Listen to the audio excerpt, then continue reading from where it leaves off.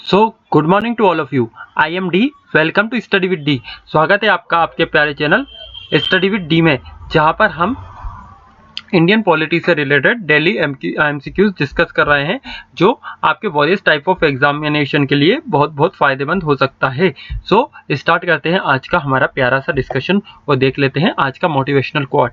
आज का motivational quote है आपका क्या, मोटिवेशनल मंत्र जो है हमारा मोटिवेशनल मंत्र है, hard work beats talent. Hard work क्या कर सकता है, टैलेंट को बीट कर सकता है। जब जो टैलेंट है वर्क हार्ड नहीं करेगा, मीन्स कोई इंसान है यदि वो बहुत ज़्यादा हार्ड वर्क कर रहा है तो वह एक टैलेंटेड इंसान को भी हरा सकता है। मगर यदि कोई टैलेंटेड इंसान है और उसने हार्ड वर्क करना छोड़ दिया है तो वो क्या है, किससे हार जाएगा, हार्ड वर्क के आगे हार सकता है ना। तो स्टार्ट करते हैं आज का हमारा प्यारा सा discussion.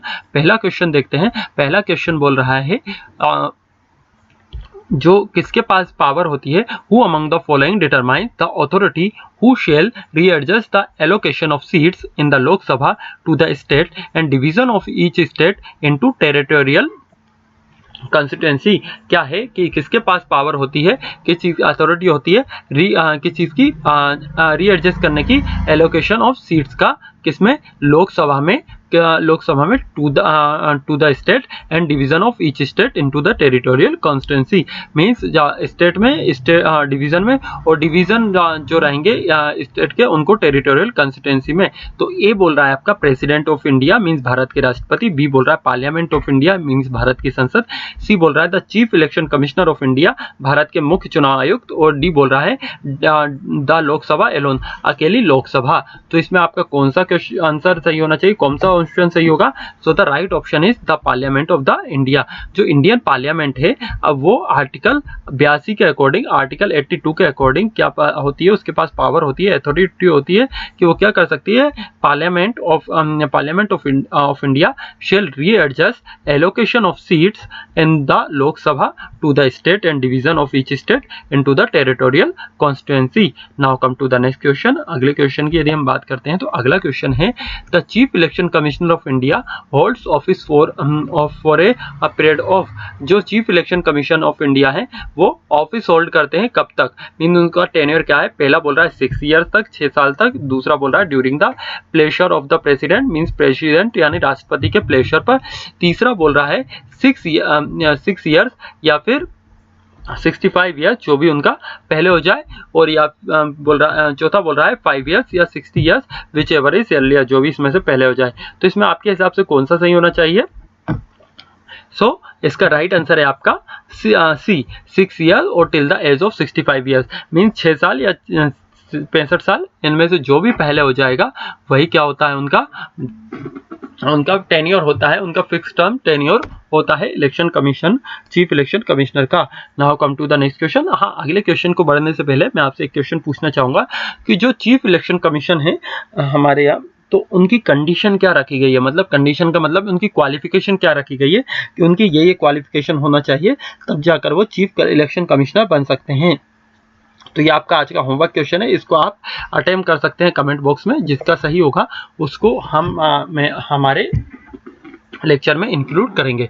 Now come to the next question. अगले क्वेश्चन की बात करते हैं तो delimitation of the constituency and determination of constituency reserve for the schedule caste and schedule tribe are done by. Means delimitation करना कॉन्स्टिट्यूएंसी का, मीन्स उसका परिसीमन या डिलिमिटेशन करना, या फिर डिटरमाइन करना कॉन्स्टिट्यूएंसी किसके लिए, जो रिजर्व हो शेड्यूल कास्ट और शेड्यूल ट्राइब्स के लिए। ये कौन करता है? पहला बोल रहा है इलेक्शन कमीशन यानी चुनाव आयोग, दूसरा बोल रहा है डिलिमिटेशन कमीशन, तीसरा बोल रहा है प्लानिंग कमीशन, और चौथा बोल रहा है election commission with assistance of the delimitation commission. तो इसमें आपका कौन सा ऑप्शन सही होना चाहिए? सो इसका सही आंसर है आपका डिलिमिटेशन कमीशन। डिलिमिटेशन कमीशन के पास क्या होता है, पावर होती है कि वो कॉन्स्टिट्यूएंसी को क्या कर सकता है, उसको वापस से बना सकता है, और रिजर्व कॉन्स्टिट्यूएंसी रहती है, ये डिटरमाइन करते हैं एसटी और एससी वाली।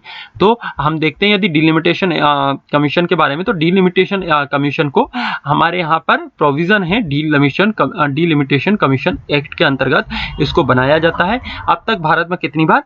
4 बार इनको बनाया गया है। तो पहला वाला जो बना था 1952 में बना था और उस समय जो एक्ट था वो 1952 ही एक्ट था।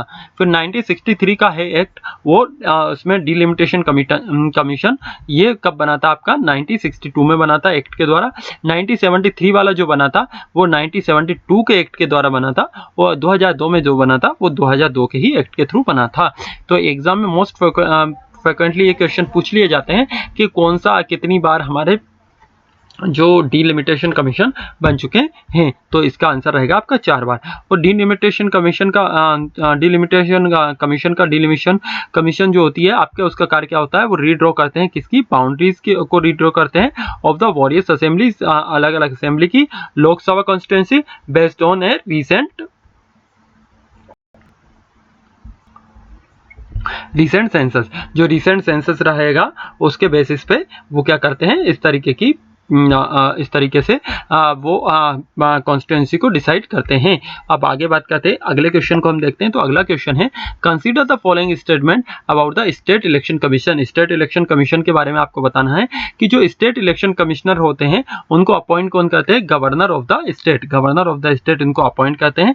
दूसरा बोल रहा है आपका ऑप्शन, जो स्टेट इलेक्शन कमीशन होते हैं उनके पास पावर होती है प्रिपेयर करने की इलेक्टोरल रोल्स को प्रिपेयर करने की इनके पास पावर होती है। और इनके पास पावर भी है सुप्रीडेंट करने का, डायरेक्शन देने का, कंट्रोल करने का, किस चीज का, इलेक्शन ऑफ द पंचायत के इलेक्शन को भी कंडक्ट करने का इनके पास पावर होता है। और जो इलेक्शन कमिश्नर होते हैं उनको रिमूव नहीं किया जा सकता कि उनके ऑफिस से कब तक, जब तक वो खुद इस्तीफा ना दे दें या फिर उनका टेन्योर कंप्लीट ना हो जाए। तो इसमें आपका कौन सा सही होना चाहिए, ए बोल रहा है first and second, B first second third, B बोल रहा है first and second only, C बोल रहा है second and third only, D बोल रहा है ओनली फर्स्ट। तो which one is the correct, कौन सा इसमें आपका करेक्ट होना चाहिए। So the right answer is first and second. जो फर्स्ट और सेकंड बी वाला जो है फर्स्ट एंड सेकंड मींस इनको अपॉइंट किया जाता है गवर्नर ऑफ द स्टेट के द्वारा। और ये क्या कर सकते हैं, इलेक्टोरल रोल प्रिपेयर कर सकते हैं और जो इलेक्शन होते हैं उनको सुप्रीडेंट कर सकते हैं, डायरेक्ट कर सकते हैं, डायरेक्शन दे सकते हैं उनको और कंट्रोल कर सकते हैं। Now come to the next question. अगले क्वेश्चन की हम बात करते हैं। तो अगला क्वेश्चन है हमारा, the power to decide the date of the election to a state legislative assembly rest with. So ये पावर किसके पास रहती है आपकी, ए बोल रहा है प्रेसिडेंट ऑफ इंडिया, बी बोल रहा है chief minister and his her cabinet, chief minister या फिर उसकी कैबिनेट, या फिर इलेक्शन कमीशन ऑफ इंडिया, और चौथा बोल रहा है पार्लियामेंट। तो इसमें आपका कौन सा आंसर सही होना चाहिए, कौन सा ऑप्शन सही होगा। सो द राइट ऑप्शन इज, जो करेक्ट आंसर आपका होगा, election commission of India. Election commission of India के पास क्या होती है, पावर होती है किस चीज को डिसाइड करने की, डेट जो भी हो आपका स्टेट लेजिस्लेटिव असेंबली के। Now come to the next question. अगला क्वेश्चन है, the election commissioner can be removed. Election commissioner को हटाया जा सकता है, एक कैसे, पहला बोल रहा है चीफ इलेक्शन कमिश्नर के द्वारा, दूसरा बोल रहा है प्राइम मिनिस्टर के द्वारा, तीसरा बोल रहा है प्रेसिडेंट हटा सकते हैं किसके रिकमेंडेशन पर, किसके द्वारा चीफ इलेक्शन कमीशन की रिकमेंडेशन के द्वारा, कमिश्नर की रिकमेंडेशन के द्वारा, या फिर चीफ जस्टिस ऑफ इंडिया के द्वारा। तो इसमें आपका कौन सा ऑप्शन सही होना चाहिए। So the right option is president on the recommendation of the chief election commissioner. Means chief election commissioner के रिकमेंडेशन पर कौन हटा सकते हैं, प्रेसिडेंट हटा सकते हैं। किसको हटा सकते हैं, आपके इलेक्शन कमिश्नर को हटाया जा सकता है। Now come to the next question. अगला क्वेश्चन यदि हम देखते हैं तो अगला क्वेश्चन है, who recognise the political parties in India.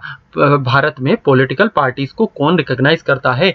तो ए बोल रहा है आपका प्रेसिडेंट ऑफ इंडिया यानी भारत के राष्ट्रपति, बी बोल रहा है election commissioner of India, election commission of India, C बोल रहा है ministry of law and justice, और डी बोल रहा है स्पीकर ऑफ द लोकसभा। तो इनमें से कौन है जो पॉलिटिकल पार्टी को रिकॉग्नाइज करेगा। सो इसका राइट आंसर है आपका इलेक्शन कमीशन ऑफ इंडिया। यदि भारत की बात करें तो भारत में अभी 2900 से अधिक, मतलब 2900 से अधिक लगभग पॉलिटिकल पार्टीज हैं, जिनमें से हम बात करें तो 2600 आपकी क्या है, 2600 के लगभग जो है आपकी अनरिकॉग्नाइज्ड पॉलिटिकल पार्टी हैं। और बात करते हैं 8 की, तो 8 जो है आपकी कैसी 8 जो है आपकी नेशनल पार्टी हैं और लगभग 200 के करीब आपकी हैं, 200 से 250 के बीच में जो आपकी 200 to 250 ये आपकी स्टेट पॉलिटिकल पार्टी हैं।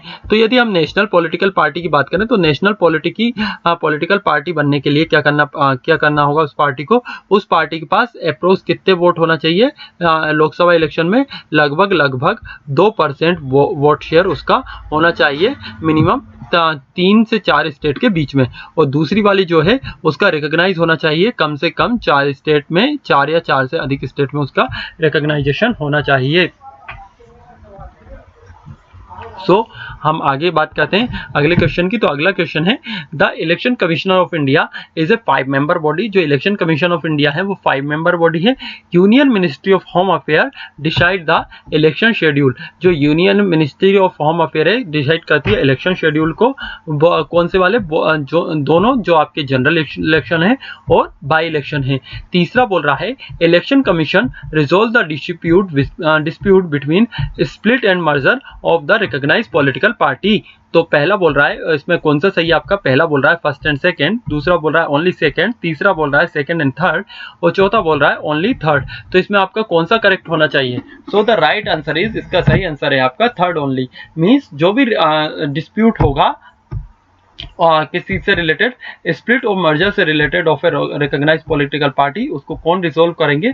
वो इलेक्शन कमीशन ऑफ इंडिया ही रिजोल्व करेंगे। मींस मान लीजिए कोई एक पार्टी है वो टूटकर कितनी उसकी दो अलग अलग पार्टियां बन गई हो, और फिर बात करते हैं दो अलग अलग पार्टियां हैं और वो मिलकर एक पार्टी उन्होंने बना ली हो। तो इस तरीके के जो भी होंगे ये डिस्प्यूट, ये इलेक्शन कमीशन ऑफ इंडिया ही क्या करेंगे? हैंडल करेंगे इसको, वो ही रिजोल्व करेंगे। यदि बात करते हैं इलेक्शन कमीशन क्या है आपकी 5 मेंबर बॉडी है, तो ऐसा बिल्कुल नहीं है। इलेक्शन कमिश्नर है जो आपकी अभी कितनी 3 मेंबर बॉडी है। स्टार्टिंग में कितनी 1 मेंबर बॉडी हुई थी, फिर जब संविधान में संशोधन किया गया और हमारे जो वोटिंग करने की जो एज को 21 साल से हटाकर 18 साल पे कर दिया गया, तो इलेक्शन कमीशन ऑफ इंडिया के ऊपर बहुत ज़्यादा एक साथ बर्डन है। तो प्रेसिडेंट ने क्या किया? प्रेसिडेंट के ने अपॉइंट किए कितने? दो इनके नीचे और अपॉइंट कर दिए। तो अब मेन कौन से हो गए? जो पहले वाले थे तो आपके chief election commissioner of India हो गए और दूसरे इलेक्शन कमीशन हो गए। अब बात करते हैं फिर वापस से इसको चेंज करके सिंगल बॉडी बना दिया गया और फिर उसको चेंज किया गया और फिर उसको 3 बॉडी में रखा गया, और आज की डेट तक ये 3 मेंबर बॉडी है। और आपको ये बताना है कि हमारे chief election commissioner of India कौन है, भारत के मुख्य चुनाव आयुक्त कौन है, ये आप मुझे बताएंगे, कमेंट बॉक्स में इसका आंसर करेंगे। Now come to the next question. अगले क्वेश्चन की बात करते हैं। The office related to of the controller and the auditor general of India was created. पहला बोल रहा है through an act of the parliament, दूसरा बोल रहा है बाय द कॉन्स्टिट्यूशन, तीसरा बोल रहा है थ्रो ए कैबिनेट रिजोल्यूशन, चौथा बोल रहा है none of the above. Means controller general and auditor general means CAG को क्रिएट किया गया था किसके द्वारा? एक्ट, पार्लियामेंट में एक्ट के द्वारा, दूसरा संवैधानिक तरीके से, तीसरा बोल रहा है कैबिनेट रिजोल्यूशन के द्वारा, बोल रहा है नन ऑफ द अबव। तो इसमें आपका कौन सा ऑप्शन सही होना चाहिए? So the right answer is, इसका सही आंसर है आपका by the constitution. Means by the constitution, संविधान के द्वारा। मींस यदि सीएजी की बात करें तो आर्टिकल 148 से लेकर 151 तक सीएजी जो है हमारे, उनके बारे में मेंशन किया गया है। आपका आज का क्वेश्चन है, आपका ये भी होमवर्क है कि आपको बताना है भारत के सीएजी यानी controller and auditor general of India अभी हाल फिलहाल में कौन है। हाँ, मैं इसके लिए आपको एक हिंट दे देता हूँ। जो अभी हमारी नई यूनियन टेरिटरी बनी थी उसके लेफ्टिनेंट गवर्नर रह चुके हैं। Now come to the next question. अगला क्वेश्चन है कंसीडर द फॉलोइंग स्टेटमेंट।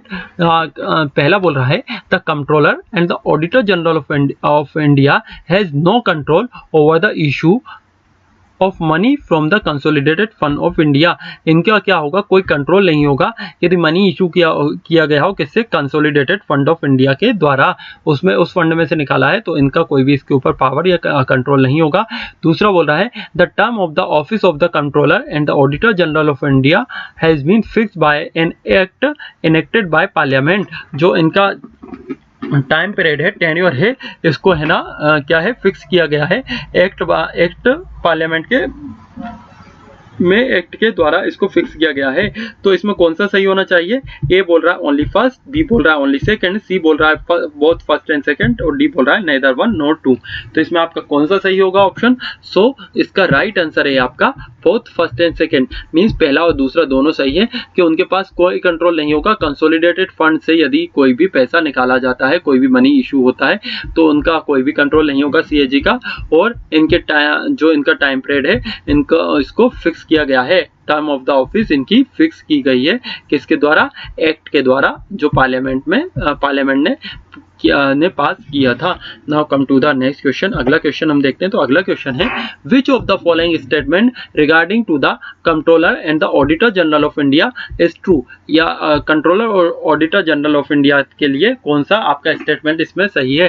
पहला बोल रहा है the report of the controller and the auditor general of India can be considered by the joint session. इसको कंसिडर किया जाता है ज्वाइंट सेशन के द्वारा, both the houses of the parliament के दोनों हाउसेज के द्वारा। दूसरा बोलता है include examination of the income and the expenditure of public sector undertaking. इनकी जो रिपोर्ट होगी वो उसमें इंक्लूड होगा कौन कौन सा? इनकम और the expenditure of the public sector undertaking, PSUs जो होते हैं उनका। फिर बात कर रहा है इस प्लेस बिफोर द लोकसभा, इसमें Lok Sabha with the comments of the estimates committee. इसको प्लेस किया जाएगा किसके? कमेंट के साथ में, एस्टिमेट्स जो कमेटी के जो कमेंट होंगे उसके साथ में प्लेस किया जाएगा बिफोर द लोकसभा। फिर बात करते हैं constituency the basis of scrutiny by the public accounts committee of the parliament. तो इसमें आपका कौन सा सही होना चाहिए? ए बोल रहा है फर्स्ट एंड सेकंड, बी बोल रहा है आपका फर्स्ट एंड थर्ड, सी बोल रहा है सेकंड एंड फोर्थ और डी बोल रहा है ओनली फोर्थ। तो which one is the correct? So the right answer is second and fourth, means दूसरा और चौथा इसका आपका सही आंसर है। नाउ यदि हम सीएजी की बात करें तो सीएजी जो रहते हैं इनकी ऑडिट रिपोर्ट होती है। रिपोर्ट किस किस से रिलेटेड होती है और ये सबमिट करते हैं प्रेसिडेंट को, कौन कौन सी होती है? ऑडिट रिपोर्ट होती है ऑन एप्रोप्रिएशन अकाउंट पे, और ऑडिट रिपोर्ट होती है इनकी किस पे? फाइनेंशियल अकाउंट पे होती है, और ऑडिट रिपोर्ट होती है इनकी पब्लिक अंडरटेकिंग्स पे भी इनकी ऑडिट रिपोर्ट रहती है। और ये जो रिपोर्ट होती है the president lies these report before both the houses of parliament. After this the public account committee examine them and report it finding to the parliament. Means सबसे पहले क्या करते हैं, जो प्रेसिडेंट होते हैं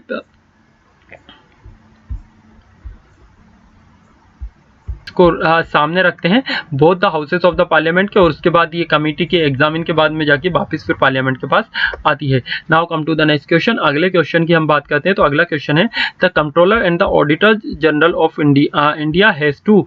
ये क्या होता है इनके पास?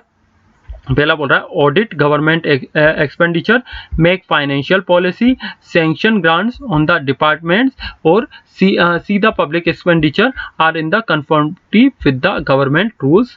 तो इसमें आपका कौन सा सही है? पहला बोल रहा है ऑडिट गवर्नमेंट एक्सपेंडिचर को ये ऑडिट करते हैं, दूसरा फाइनेंशियल पॉलिसी को बनाते हैं, तीसरा बोलते हैं सैंक्शन करते हैं grants to the various department, और चौथा बोल रहा है see the public expenditure are in the conformity with the government rules. पहला बोल रहा है कौन सा सही होना चाहिए इसमें आपका? पहला बोल रहा है सेकंड थर्ड एंड फोर्थ, दूसरा बोल रहा है फर्स्ट एंड थर्ड, तीसरा बोल रहा है सेकंड एंड थर्ड, और चौथा बोल रहा है फर्स्ट एंड फोर्थ। तो which one is the correct? So the correct answer is first and fourth, पहला और चौथा इसका आपका सही आंसर है। Now come to the next question. अगला क्वेश्चन है हमारा who among the following can only be removed from the office in like a manner on the like ground as जज ऑफ द सुप्रीम कोर्ट। इनमें से किसको हटाया जा सकता है, किस मैनर पे, जो जिस तरीके से सुप्रीम कोर्ट के जज को हटाया जाता है? पहला बोल रहा है controller and the auditor general of India, दूसरा बोल रहा है इलेक्शन कमिश्नर ऑफ इंडिया, तीसरा बोल रहा है chairman and the union public service commission, और चौथा बोल रहा है attorney general of India.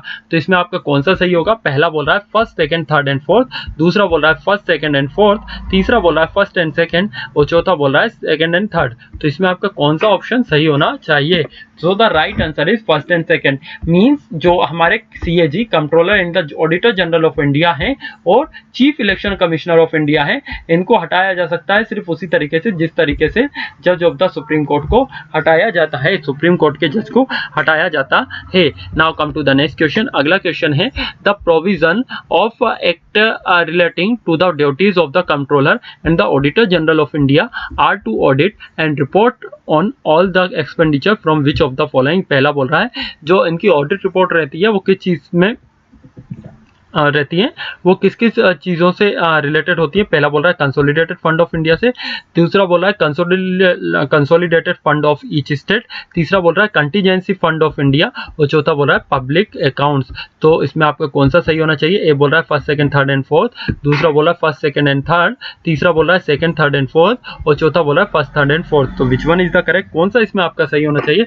So the right answer is first second third and fourth. पहला, दूसरा, तीसरा और चौथा इसके आपके ये सब सही है। अब कंसोलिडेटेड फंड ऑफ इंडिया क्या होता है? कंसोलिडेटेड फंड क्या हो गया कि जो सरकार का जो भी रेवेन्यू होता है, गवर्नमेंट का जो भी रेवेन्यू होता है, जो टैक्स वगैरह लगाने के बाद उसका जो भी एक्सपेंडिचर हो गया वो आपका किसका हो गया? कंसोलिडेटेड फंड हो गया। और कंटीजेंसी फंड हो गया आपका, ये आपका इमरजेंसी फंड हो गया, लाइक डिजास्टर के लिए हो गया। इस तरीके से कंटीजेंसी फंड आपके, इसमें आपके कंटीजेंसी फंड आते हैं।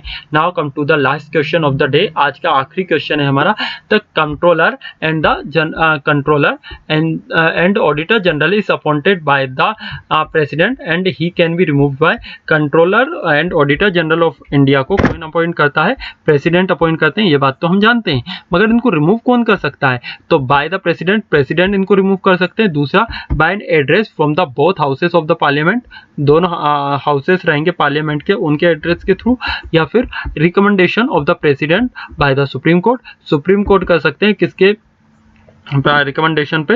प्रेसिडेंट के रिकमेंडेशन पे, या फिर बाय सीजेआई यानी चीफ जस्टिस ऑफ इंडिया। तो इसमें कौन सा सही है? सो the right answer is on an address of the both houses of the parliament, parliament के दोनों हाउसेस के द्वारा इनको हटाया जा सकता है। और यदि सीएजी की बात करें तो ये हमारे संविधान के चैप्टर नंबर 5 में इनके लिए मेंशन है। कब से? आर्टिकल 148 से लेकर आर्टिकल 148 से लेकर आर्टिकल 148 से लेकर आर्टिकल 151 तक सीएजी के बारे में हमारे यहाँ पे मेंशन है। तो आप यदि हम बात करें कल के क्वेश्चन की, तो कल का जो मैंने क्वेश्चन पूछा था हेल्थ से रिलेटेड, इसका सही आंसर दिया है कुशल भार्गव ने। नाउ आज का आपने क्वेश्चन देख लिया कि आपका आज का क्वेश्चन है, आपको ये बताना है कि आप भारत के सीएजी कौन है, पहली चीज़। दूसरा बताना है आपको कि जो इलेक्शन कमिश्नर ऑफ इंडिया है इनके लिए क्या क्या क्वालिफिकेशन हमारे संविधान के अंतर्गत रखी गई हैं। यदि आपको हमारा वीडियो पसंद आता है तो आप मुझे फॉलो कर सकते हैं, हमारे चैनल को लाइक कर सकते हैं, सब्सक्राइब कर सकते हैं, आप मुझे फॉलो भी कर सकते हैं टेलीग्राम पर स्टडी विद डी नाम से, जहां पर मैं अपने सभी आपको वीडियोस की लेक्चर प्रोवाइड करता हूं। फेसबुक पर स्टडी विद डी नाम से आप मुझे फॉलो कर सकते हैं। यूट्यूब पे तो हमारे चैनल को लाइक करें, शेयर करें, सब्सक्राइब करें, और वीडियो पसंद नहीं आता है तो बिल्कुल डिसलाइक करें, और इसमें आप कमेंट बॉक्स में उसमें मेंशन करें कि क्यों उसको डिसलाइक किया है, और साथ में जो भी इम्प्रूवमेंट करना है वो तो मैं बिल्कुल करने की कोशिश करूँगा। सो तब तक के लिए खुश रहिए, स्वस्थ रहिए, अपने परिवार का ध्यान रखिए, अपना ध्यान रखिए और अपनी